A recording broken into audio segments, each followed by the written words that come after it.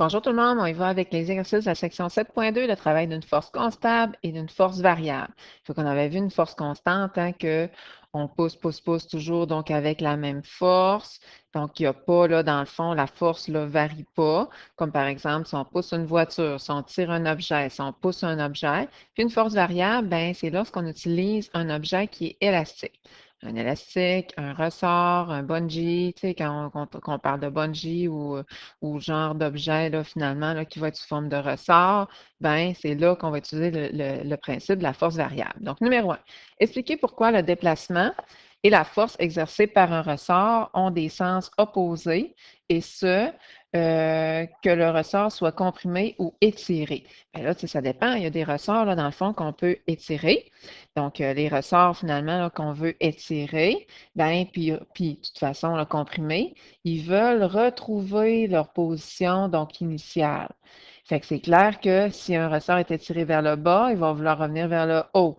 Puis si un ressort est comprimé vers la droite, ben il va vouloir revenir donc vers la gauche. Fait que tu sais, il veut toujours revenir à sa position donc initiale. C'est ça qu'on veut dire par là. Numéro 2, la force exercée sur un ressort par un objet et la force exercée sur cet objet par le ressort. Par ce ressort, forme-t-il une paire action-réaction? Expliquez votre réponse. Ben oui, parce que les deux forces ont la même grandeur en sens opposé. Fait que, en plus, ces forces ben, sont exercées sur deux objets donc différents qui, un ajuste sur l'autre. Fait que c'est une des lois donc de Newton. Force-action est égale à moins la force-réaction. Fait que oui. Numéro 3, pour comprimer puis étirer un ressort, on doit appliquer des forces en sens contraire. Donc, des forces de signe contraire. Déterminer si le travail accompli sera également de signe contraire dans ces deux cas. Expliquez votre réponse. Bien, habituellement, là, le travail va être toujours donc positif, donc dans les deux cas. Pourquoi? Ben, c'est parce qu'il va occasionner un déplacement. Il y a les deux cas. Donc, si on comprime le ressort, ben c'est sûr que son déplacement est dans le même sens que celui de la force appliquée. Tu sais, on force pour comprimer, puis le ressort comprime dans le même sens. Fait que c'est clair que là, on a un travail positif, hein? Donc, travail positif.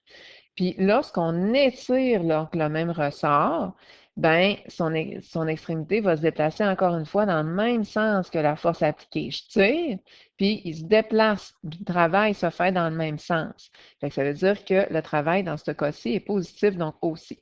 De toute manière, nous autres, on travaille toujours avec des positifs. Puis qu'est-ce qui est important? C'est d'être capable d'appliquer la formule.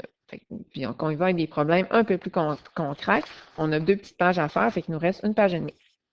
Numéro 4, Stella doit recevoir le modèle d'une balance à ressort.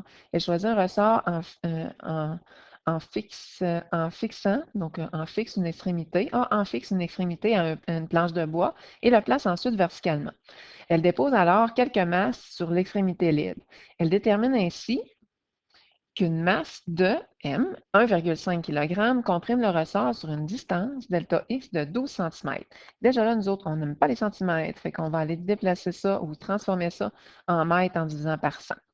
On veut savoir, en A, quelle est la constante, le petit k, de rappel de ce ressort-là. Fait que nous, ben, c'est clair qu'on travaille avec une force variable. Fait qu'on va aller chercher la formule de la force variable. Force variable. Fait que pour ce faire, ben, nous autres, si on veut savoir le cas, ben, on va aller l'isoler. Puis on peut laisser faire les petits négatifs, là, comme je disais, donc dans la formule. Fait que si on isole le cas, le contraire de fois delta x, c'est divisé par delta x. Et là, on va pouvoir calculer nos affaires. Le déplacement, c'est sur 12 cm, donc 0,12 m. Et on n'a pas la force. Fait que pour aller chercher, donc la force, on va mettre un petit point d'interrogation. On a le choix entre F est égal à MA, F est égal à MG. Nous, on va prendre F est égal à M fois G. Pourquoi? Parce qu'on n'a pas de vitesse initiale, vitesse finale. Fait que masse, puis en plus, c'est suspendu, là, fait que l'attraction gravitationnelle. Donc, la masse fois le G, qui nous donne la force gravitationnelle qu'on envoie là. On divise par le déplacement et ça nous donne la constante de rappel du ressort. Nous, on n'a pas besoin de l'arrondir, donc comme ça, là, c'est vraiment pas nécessaire. L'autre côté, numéro B, toujours avec les mêmes données. Quelle sera la distance? Oh, là, nous autres, on cherche le delta X de compression de ce ressort si Stella remplaçait la masse de 1,5 kg par une masse de 200 grammes.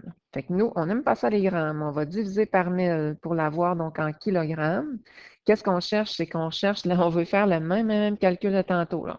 On prend donc la force élastique. On n'est pas obligé de mettre un petit moins, on n'est pas obligé de mettre élastique. On va aller isoler donc le déplacement, comme ça, donc ici, même principe que tantôt.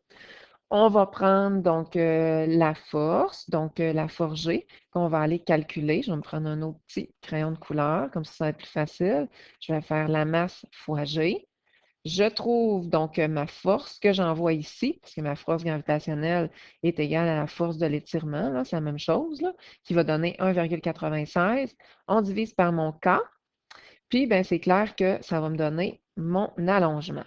Donc, 0,0160 mètres ou 1,6 centimètres, là, on s'en fout. Numéro C. Stella fait maintenant un essai avec un objet dont elle ne connaît pas la masse. Elle constate que le ressort se comprime sur une distance, delta X, de 8 centimètres. On va transformer ça en mètres, puisque nous, on travaille toujours en mètres pour que ça fitte avec nos autres unités. Fait qu'on va diviser par 100. Puis on cherche la masse, comme ça ici, de l'objet choisi par Stella. Fait que, tu sais, pour aller chercher donc la masse, là, on n'a comme pas le choix. On a juste la formule F est égal à mg qu'on peut utiliser. On va aller isoler le m. Fait que dans le fond, là, c'est comme la force, là, ou la force G, là, comme on veut. C'est comme n'importe quelle force, divisé par notre G. Le G, ben, c'est 9,8 mètres par seconde au carré ou 9,8 newtons par kilogramme. Et comment on va faire pour aller chercher donc la force? Ben, c'est la force de l'allongement. Je vais utiliser ma formule d'une force variable. Je vais changer de couleur, sinon ça vient mêlant. Je vais aller l'employer donc ici. Donc, je vais faire la constante de rappel du ressort qu'on a trouvé en haut, fois l'allongement qu'on a trouvé donc en haut, je pense, ou qu'on nous donne, à faire de même, là. Donc, oui, je pense, oui, c'est ça. Ah non, qu'on nous donne donc ici. Mon Dieu, je cherchais donc vraiment trop haut. Donc là, et on va avoir donc la force. Bien entendu, pas obligé de mettre des négatifs, parce que ça va donner tout le temps un positif, donc pareil, là. Fait qu'on envoie donc la force ici, qui est en sens contraire de l'allongement. C'est juste ça que de la force gravitationnelle, c'est juste ça qu'on veut dire. Donc, on met la force, on divise par le G et on a donc la masse.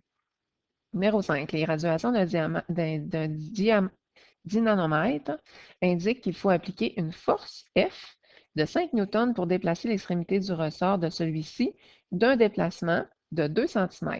On va mettre ça en mètres en divisant donc par 100 pour être conforme avec les unités.